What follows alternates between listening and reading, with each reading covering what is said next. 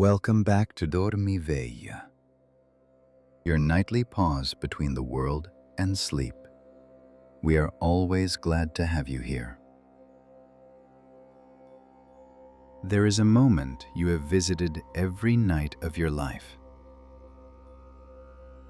It comes after you have stopped moving, after you have closed your eyes, after the business of the day has released its grip on your attention. The room is still. Your breathing has slowed. You are no longer quite doing anything. And then, something strange begins to happen. The thoughts that visit you in this moment are not like your ordinary thoughts. They do not follow the normal rules of logic or sequence. They are associative, surprising, sometimes vivid, sometimes barely formed. More like something that arrives than something you produce, an image without a source. A phrase that belongs to no conversation you have had. A feeling that does not connect to anything you can name. You are in the threshold. The Italians gave this state a name, Dormiveglia, a compound drawn from two verbs, dormire and vegliare, to sleep and to watch. The sleeping watching. The vigil at the edge of sleep. It is one of the few words in any language that attempts to describe the threshold not as a failure to be in one state or the other, but as a state entirely its own, something worth naming, worth paying attention to, worth staying in long enough to know. This naming impulse is not unique to Italian. Across cultures and centuries, human beings have tried to describe this territory. The Japanese have their own quiet word for the strange lucidity that comes just before sleep, used in poetry to describe the moment when the mind lets go of its attachments. The ancient Greeks wrote about the hour when images arise unbidden, before the deeper dark of sleep, using it as a metaphor for the space between knowing and not knowing, between day and the world beneath it. Indigenous traditions from multiple continents describe the period between sleep and waking as a time of particular openness, a time when the boundary between the person and the larger world becomes more permeable. Prayers, intentions, and questions were offered at this threshold, not in the bright clarity of day, but in this liminal, softened state. Because it was understood that something could be received here that could not be received anywhere else. The threshold has always been known. It has always been visited. What is surprising is not that it exists, but how little attention most of us bring to it, how quickly we try to cross it, to hurry through it into sleep, rather than pausing to understand what it actually is.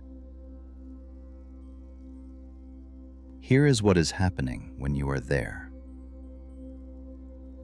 In the minutes between full wakefulness and sleep, your brain is in transition, but not in a passive way, not simply powering down.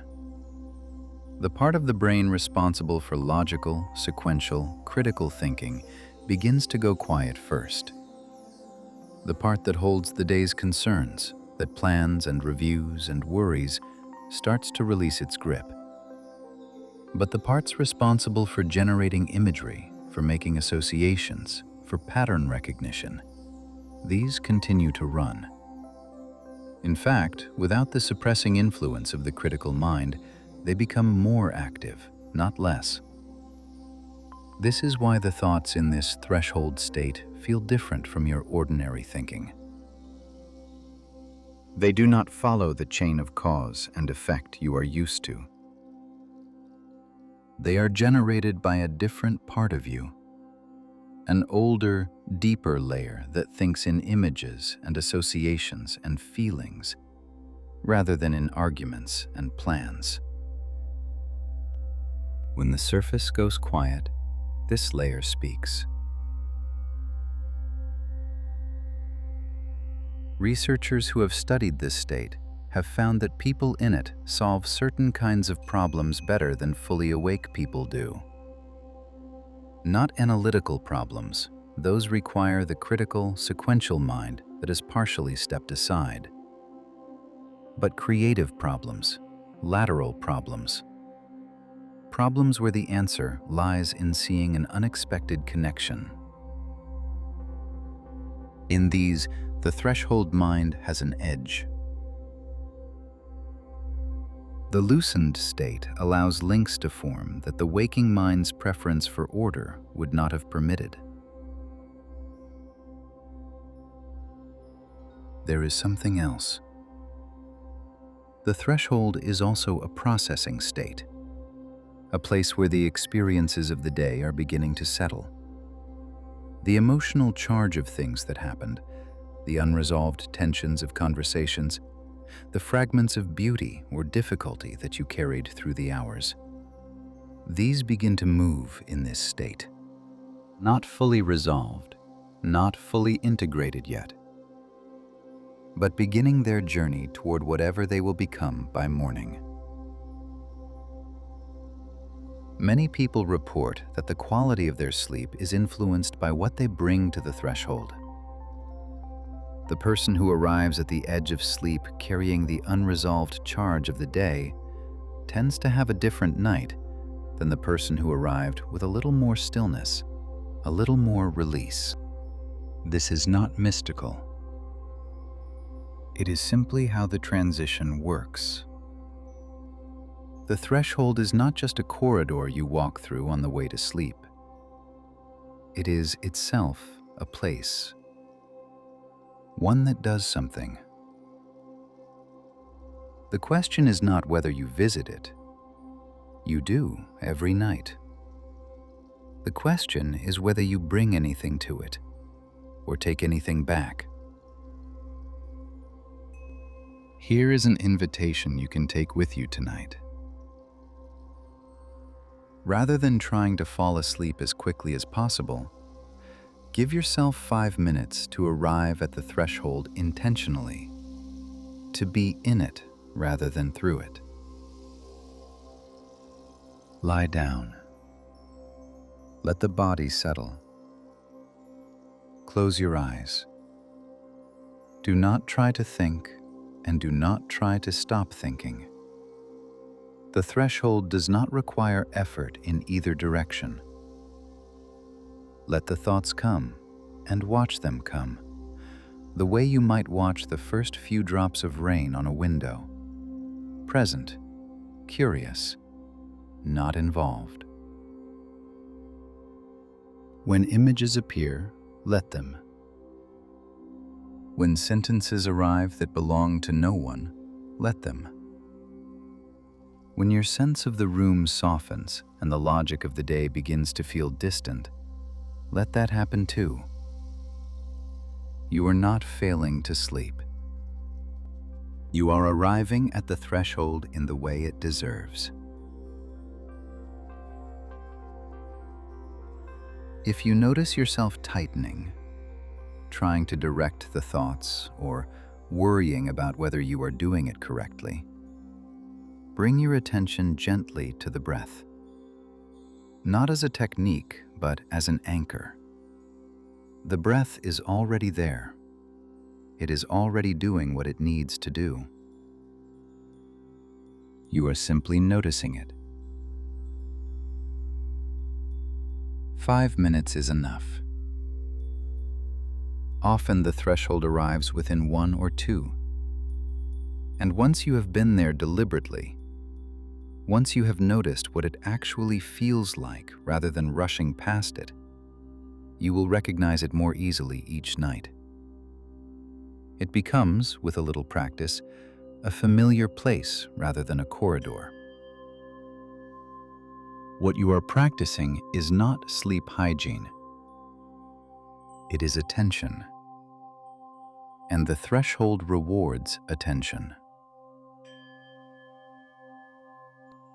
Here is the second tool, one that begins not in bed, but in the hour before you reach it. What you bring to the threshold matters. Not just your emotional state, but the quality of your attention in the period immediately before sleep. If you arrive at the edge of rest while still partially inside a screen, a conversation, a problem, or a piece of news that has not settled, that material comes with you. It shapes what the threshold produces, and it shapes the sleep that follows. The concept is simple. Create a transition. A room, not necessarily a physical room, but a distinct period of time between the active hours of your day and the moment you lie down. A recovery room. A decompression space.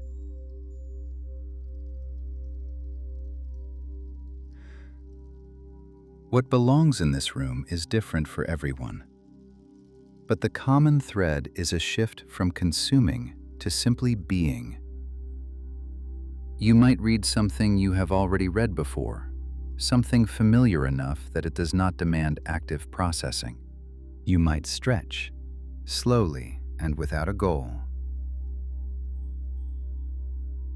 You might sit with a warm drink and let your mind wander without directing it. You might write 3 sentences in a notebook. Not a journal with ambitions, just 3 sentences, whatever is there. What does not belong in this room? News, social comparison, anything that requires a decision, anything that generates an emotional response you do not have time to settle before sleep. Not because these things are bad, but because they keep the surface of the mind activated, and the threshold requires the surface to quiet. 20 minutes is enough. 30 is better. The transition does not need to be elaborate. It simply needs to be consistent. A signal to your body and your attention that the day has ended, and the watching sleeping has begun. Give yourself the room, and notice what you find when you arrive.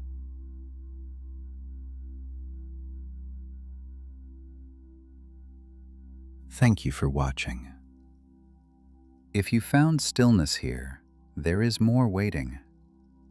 Subscribe, and we will meet again at the threshold.